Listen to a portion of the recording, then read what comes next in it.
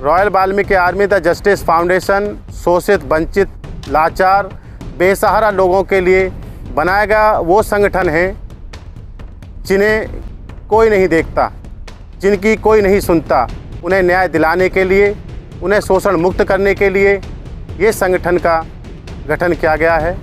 तो मैं आपसे सभी से एक हाथ जोड़ के विनती करूंगा, राजा बनो प्रजा बनना छोड़ दो, ताज पैरों कराना छोड़ दो, मांगना छोड़ दो।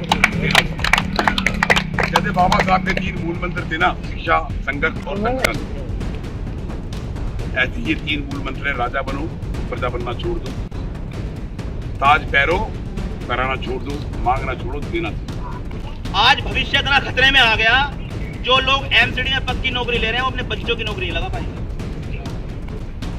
वो अधिकारी जानता है कि तुम कर क्या रहे हो। जिस दिन रेड पड़ेगी ना, समाज का नुकसान होगा, ना कि वहां बैठे सुपरवाइजर का, पार्षद का होगा। कि जमीन मेरी लेकिन फसल ठाकुर की। हाँ, बहुत अच्छे हैं। जमीन मेरी, फसल ठाकुर की, घर मेरा, अनाज ठाकुर का। रॉयल वाल्मीकि आर्मी ने जो बीड़ा उठाया है भारतवर्ष में वाल्मीकि समाज को एक मंच पे लाने का और भारतवर्ष में जो सत्ता है उसमें भागीदारी हासिल करने का।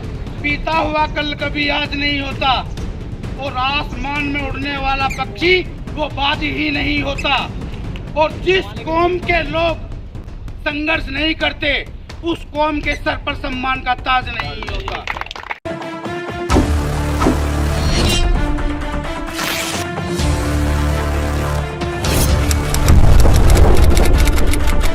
जय वाल्मीकि, जय भीम। यहाँ पर मेरे जितने भी भाई आए हैं, मैं उनका दिल की गहराइयों के साथ बहुत बहुत हार्दिक स्वागत करता हूँ कि वो यहाँ पर आए। और हमारे आयोजक हैं रजनी चड्ढा जी, उनका भी मैं दिल की गहराइयों के साथ धन्यवाद करता हूँ कि उन्होंने इस इतने अच्छे प्रोग्राम का आयोजन किया।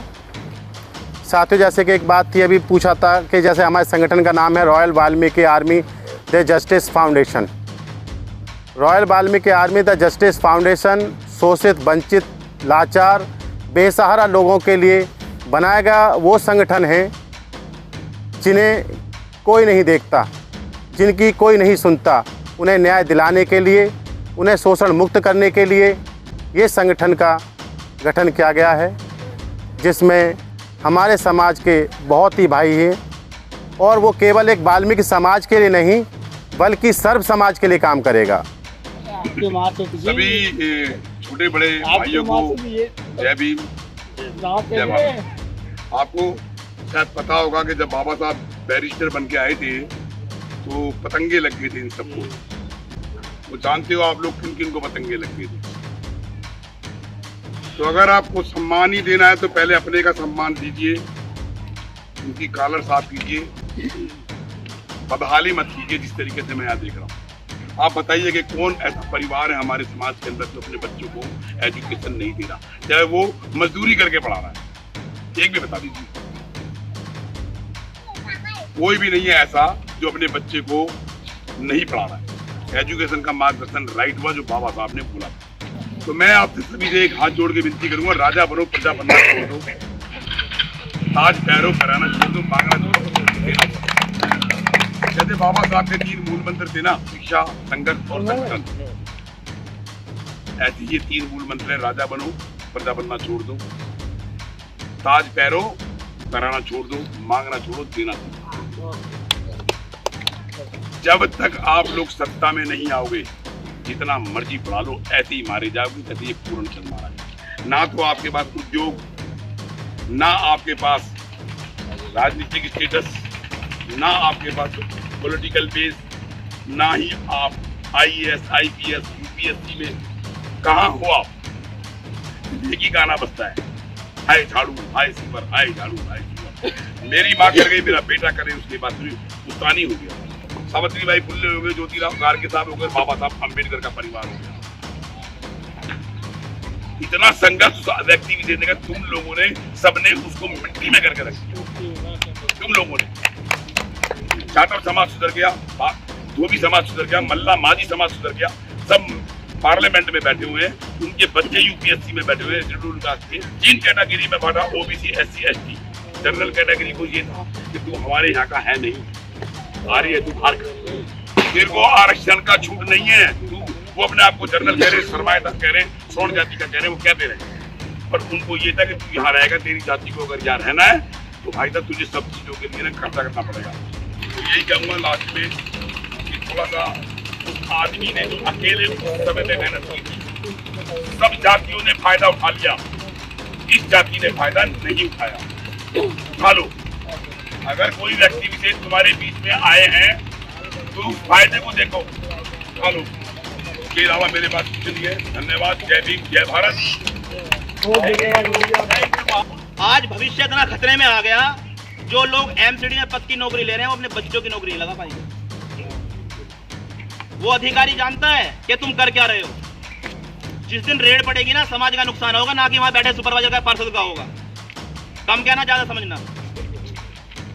इसलिए वापसी कीजिए और अपनी बात को मजबूती से अधिकारी के सामने रखिए। मेरी बात समझिए आप। वो सुपरवाइजर, वो यूनियन का नेता चाहता ही नहीं है कि आपका भला हो जाए। जिस दिन तुम जागोगे, पूर्ण रूप से तुम अपने विभाग में अपना कार्य कर रहे होगे, उन्हें लालच है आपके 5,000, 6,000, 10,000 का। तो ऐसे लोगों के खिलाफ भी मोर्चा खोलने का काम है रॉयल वाल्मीकि आर्मी करने जा रही है। बताओ, हमारे लोग रोज पिट रहे हैं, रोज रेप हो रहे हैं, शिक्षा के क्षेत्र में कंपटीशन में हमें बैठने दिया जा रहा, ठीक है, स्वास्थ्य में हमें आने दिया जा रहा, रोजगार में हमें पीछा कर दिया, धकेल दिया, मंदिरों में जाने नहीं दिया जा रहा। घोड़ी पे बैठ जाए बच्चे, पढ़ लिख के अच्छे कपड़े पहन ले तो घृणा हो रही है हमसे। आखिर भैया क्या है, हमने आपसे छीन क्या लिया? भारत के नागरिक आप भी हैं, हम भी हैं। भारत आपका भी बराबर का दर्जा देता है, हमें भी बराबर का दर्जा देता है। आप होते कौन है? एक कविता है मनीष जी की, किसी ने सुनी हो, कि जमीन मेरी लेकिन फसल ठाकुर की। हाँ, बहुत अच्छे हैं। जमीन मेरी, फसल ठाकुर की, घर मेरा, अनाज ठाकुर का। आपने अगर ये कविता सुनी हो तो इस कविता में सारा हमारा संघर्ष है कि सारी मेहनत मैं करता हूँ, लेकिन अनाज किसका होता है? इसका कारण है, इसका कारण सिर्फ एक ही है जिसपे मैं विश्वास करता हूँ, और मेरे जीजा जी हैं रजनीश चड्डा जी। तो मेरी विचारधारा सिर्फ यही है कि हमें सिर्फ शिक्षित बनना है सर्वप्रथम। दूसरा, हमें अपने अधिकारों का ज्ञात होना चाहिए कि मेरे अधिकार क्या क्या है। देश में सभी वर्गों के लोग, मैं तो यही कहूँगा, सभी वर्गों के लोग आज़ाद हो चुके हैं, लेकिन हमारा समाज आज़ाद नहीं। और हमारे जन कितने बुद्धिजीवी साथियों ने बहुत से संगठन बनाए हैं और समाज को जगाने का शायद वो कार्य कर रहे हैं, लेकिन सम्मानित साथियों, आज तक हम अपने समाज को नहीं जगा पाए। रॉयल वाल्मीकि आर्मी ने जो बीड़ा उठाया है भारतवर्ष में वाल्मीकि समाज को एक मंच पे लाने का और भारतवर्ष में जो सत्ता है उसमें भागीदारी हासिल करने का, भारतवर्ष में हो रहे हर प्रदेश, हर जिले, हर क्षेत्र में वाल्मीकि समाज पर जो शोषण हो रहा है, वाल्मीकि समाज के हकों का जो हनन हो रहा है, वाल्मीकि समाज को जो सत्ता में भागीदारी नहीं मिल रही है, रॉयल वाल्मीकि आर्मी उसे पूर्ण करना चाहती है। सम्मानित साथियों, जो भी पार्टियों में विधायक बनते हैं या एमएलए बनते हैं या एमपी बनते हैं, सम्मानित साथियों, वो जज्बे वाले नहीं होते हैं, वो किरदार निभाने वाले नहीं होते हैं, और पार्टी हमेशा ऐसे तत्वों को चुनती है कि जो उनके आगे बहरे गूंगे बन के बैठे रहें, अपने समाज के हकों की बात ना करें। बीता हुआ कल कभी याद नहीं होता, और आसमान में उड़ने वाला पक्षी वो बाज ही नहीं होता। और जिस कौम के लोग संघर्ष नहीं करते, उस कौम के सर पर सम्मान का ताज नहीं होता। क्योंकि संघर्ष करना बहुत जरूरी है, क्योंकि हमारे लोगों को अगर शासक सत्ता की जमात तक पहुंचना है तो सड़क पर उतरना होगा और अपने लोगों को लेकर के संघर्ष करना होगा। कहना चाहता हूँ कि सबसे पहले जो है परिवार की जो शक्ति होती है वो नारी शक्ति होती है, और नारी शक्ति यानी कि माताएं बहनें जो अपने बच्चों को सिखाती हैं, सबसे पहले बच्चा वो सीखता है। वो बताती है, बेटे ये मंदिर है और ये मस्जिद है और ये तेरे चाचा है। नमस्कार देशवासियों, भारतवासियों, आज मैं ऐसी शख्सियत के बीच में आ गई बैठा हूँ जिन्होंने एक मुहिम को तैयार किया है जिसका नाम है justice royal Valmiki army the justice foundation. KC Beniwal ji नमस्कार। इंस्पेक्शन मीडिया ग्रुप में आपका धन्यवाद। मैं आपसे पूछना चाहता हूं कि जो हो रहा है देश के अंदर, वाल्मीकि समाज के साथ बहुत उत्पीड़ना दिखाई दे रही है। सोशल मीडिया पे इतना चल रहा है कि अगर देखा जाए तो रोना आता है। तो इसके लिए आपका पहला जो कदम है, जो शोषित किए जा रहे हैं, जो हत्याएं की जा रही है, जो मारे जा रहे हैं, अभी इतना बड़ा एक अधिकारी डायरेक्टर जनरल ऑफ पुलिस पूरन चंद, उनका इस तरीके से शोषण किया गया कि उन्होंने खुद ही अपने आप को मार लिया और उनके खिलाफ एविडेंस भी है। उसके लिए आपकी क्या तैयारी है, आप क्या कहना चाहते हो? सर्वप्रथम मैं पत्रकार महोदय जी आपके इस चैनल को बहुत बहुत धन्यवाद करता हूं कि आप यहाँ पर आए और शोषित वंचित लोगों की आवाज़ उठाने के लिए ये हमने एक संगठन बनाया है, रॉयल द जस्टिस फाउंडेशन। इसमें जैसे कि आपने भी बताया कि एक हमारे अधिकारी हैं वाई पूरन जी, उन्होंने इतना गैर समाज ने या बड़े अधिकारी होने के लीजिए, उन्होंने इतना प्रेशर और इतना शोषण उनका किया कि उन्हें आत्महत्या करने पर मजबूर कर दिया गया। Royal Valmiki army the justice foundation इस तरीके से जहाँ भी होगा वहाँ, चाहे वो अधिकारी हो, आम आदमी हो, उन्हें पूर्ण रूप से न्याय दिलाने का कार्य करेगी। और जितना भी अधिक से अधिक जहाँ पर भी शोषित वंचित लाचार लोग होंगे वहाँ रॉयल वाल्मीकि आर्मी पहुँचने का पूर्ण रूप से कार्य करेगी। सिर्फ वाल्मीकि समाज के लोगों को इसके अंदर जगह मिलेगी या सारे दलित समाज को, ओबीसी समाज को, एससी समाज को? पूरे बहुजन समाज को हम इस royal Valmiki army the justice foundation में जगह देंगे।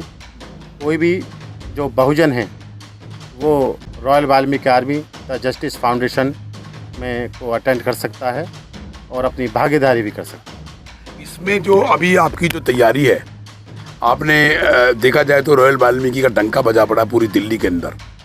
अब उत्तर प्रदेश में भी आपने इसका खाता खोल दिया है, तो दिल्ली में तकरीबन 25 से 28 लाख लोगों की आपकी संख्या है सिर्फ वाल्मीकि समाज की। लेकिन 28 लाख होने के बावजूद भी वो राजनीतिक, वो मास्टर की से वंचित है, यूपीएससी से वंचित है। उसके लिए आपका क्या कहना है? 16,000 बच्चे इंस्पेक्शन मीडिया ग्रुप ने उसमें से खोजे जो हाथ में पढ़े लिख के डिग्री लेके घूम रहे हैं, लेकिन उनको स्थान नहीं है। स्थान सिर्फ एक ही रीजन कि उनके पास राजनीतिक स्टेटस नहीं है, चाबी नहीं है। उसके लिए आपका क्या कहना है? पत्रकार जी, आपने देखा कि अब तक जितने भी वाल्मीकि समाज के, आपने जैसे कि बताया कि दिल्ली में बहुत भारी तादाद में वहाँ पे वाल्मीकि समाज है, लेकिन राजनीतिक सत्ता के आधार पर कोई भी नहीं है। जितने भी हैं सब गैर समाज की पार्टियों में हैं और उनकी ही सेवा में लिप्त हैं। जल्द ही हम अपने इस पूरे समाज को जो दिल्ली में है उसे इकट्ठा करने का कार्य भी करेंगे, कैटरिंग करेंगे। चाहे हमें उसे कैटरिंग के माध्यम से किसी भी तरीके से ये करना हो, हम उसे कैटरिंग द्वारा एक करने का प्रयास करेंगे। आप न्यायपालिका के अधीन काम करते हो, बहुत सारे लोगों की समस्याओं को भी बीच में लाके उसका निवारण भी करवाते हो कोर्ट ऑफ जुडिशल पावर से। लेकिन आपके समाज के अंदर ज़्यादातर देखा जाए तो ज़्यादातर लोगों की जो सिफारिशें लगती है, ना कि बिजनेस के लिए, ना कि जॉब के लिए, ना कि पढ़ाई लिखाई के लिए, सिर्फ क्राइम के लिए ज़्यादा लगती है। ये वाच की गई है बातें, हमने नोट किया है। लोगों के अगर फ़ोन आते तो यार मेरा लड़का पकड़ लिया, या उससे झगड़ा हो गया, या उसको पीट दिया, या उसका चालान कर दिया।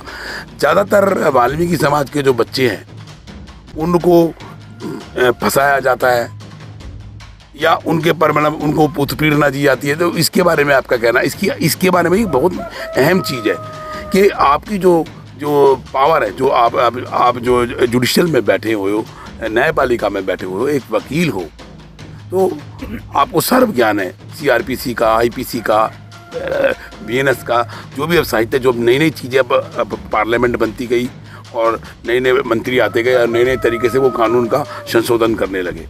तो उसके लिए इस समाज के जो बच्चों को सिफारिशें चाहिए होती है सिर्फ क्राइम के लिए के माध्यम से, उनके परिवारों को उन पर मुकदमे भी बना दिए जाते हैं सिर्फ पिटाई से बचने के लिए।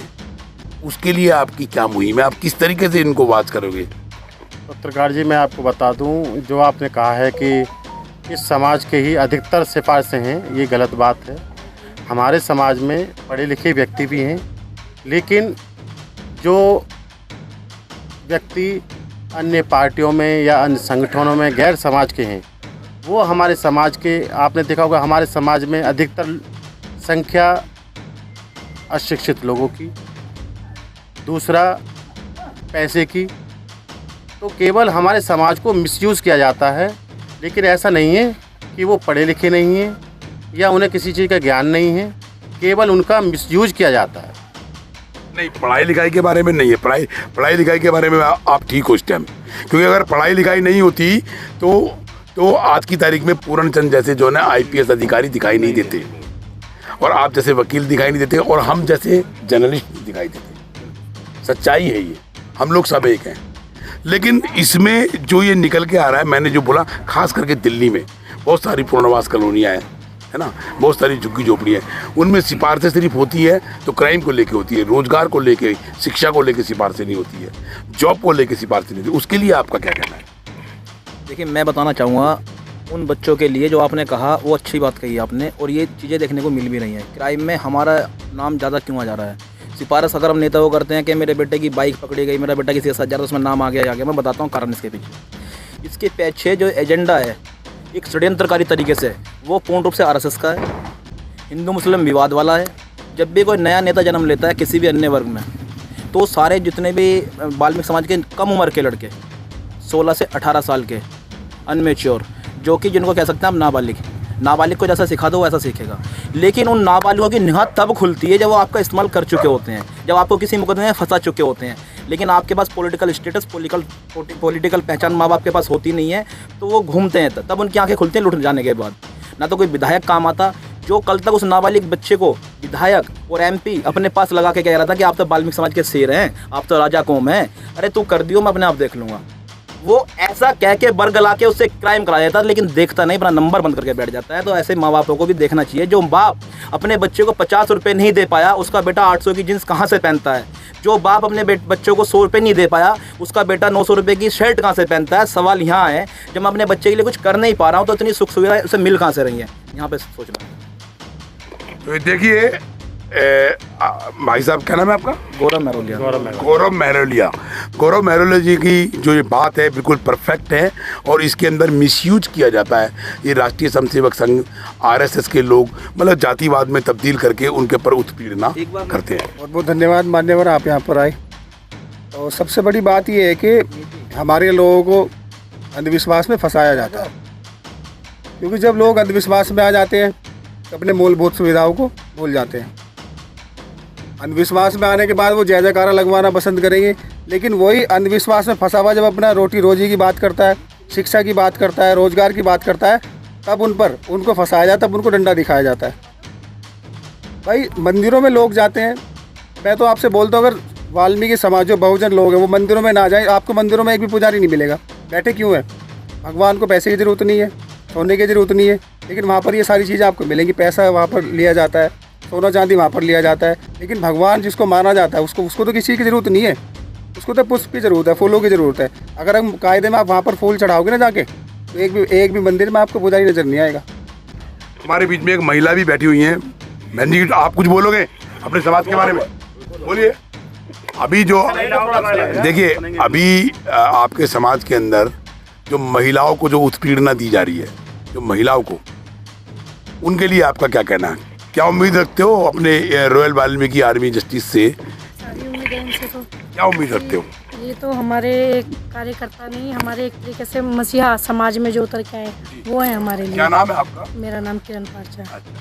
तो हमें तो पूरी उम्मीद है, हम तन मन धन से KC बेनीवाल जी के साथ हैं, हमेशा रहेंगे। जैसे अभी उन्होंने बोला कि चंद्रशेखर आज़ाद के साथ, बोला भी नहीं और हमने देखा भी और महसूस भी किया, वाल्मीकि समाज के मार्शलों ने ही उसको सपोर्ट किया, पैसे से भी सपोर्ट किया और मतलब बाजू से और ताकत से भी सपोर्ट किया, तभी वो लोकसभा तक पहुंचा। तो अपने लोगों के लिए क्यों नहीं?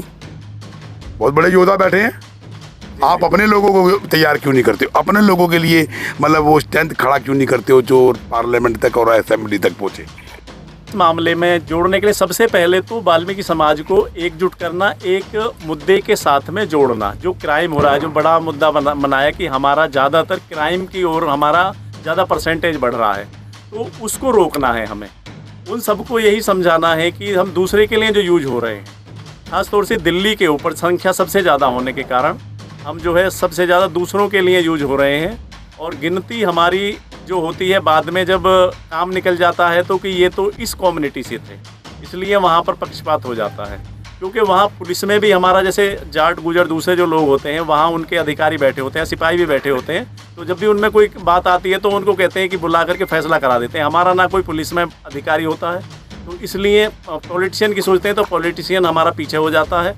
तो इस कारण से हमारा परसेंटेज ज़्यादातर दिल्ली में या महानगरों में, सभी महानगरों में भारत के में बढ़ रहा है। अध्यक्ष जी, एक बात मैं आपसे पूछना चाहता हूँ लास्ट के अंदर, आप लोगों के बहुत सारे ऐसे अधिकारी हैं, छूट आपको बाबा साहब के माध्यम से बहुत सारी मिली हुई है, जो आरक्षण कैटेगरी जिसे दिया गया है बहुत छूट है, लेकिन जिन्हें छूट नहीं है वो हर जगह मिलेंगे आपको। जिनको आरक्षण की छूट नहीं है वो हर जगह है। अब मैं आप में से किसी में से पूछ लूं कि आपके समाज का, वाल्मीकि समाज का आपका थाना प्रभारी है कोई?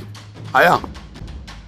लेकिन है और छूट है नहीं, तो ऐसा क्या रीजन है जो होते हुए भी और नहीं दिखाई दे रहे हैं? इसके बारे में क्या कहोगे आप? सर, उसका एक विशेष कारण है। एक तो हमारा समाज, ऐसी बात भी नहीं है कि पढ़ा लिखा भी नहीं है, नहीं पढ़ा लिखा है। हाँ हाँ, और फिर भी उस स्थान पर नहीं पहुंच पाता। उसका कारण ये है कि वो जो वहाँ जो बैठे हुए हैं सिलेक्शन ऑफिसर, जितने अधिकारी हैं वो उन्हीं समाज के हैं और उन्हीं लोगों को सिलेक्ट करते हैं। उन्हें पता चलता है कि ये एससी तो है, लेकिन एससी में ये किसका है, कि ये वाल्मीकि समाज से, ये जाटव समाज से, ये सैनी समाज से। तो जो अधिकारी होगा वो देखेगा कि एससी समाज में ये कहाँ किसका है, कि जाटव समाज का, जी इन्हें ले लो।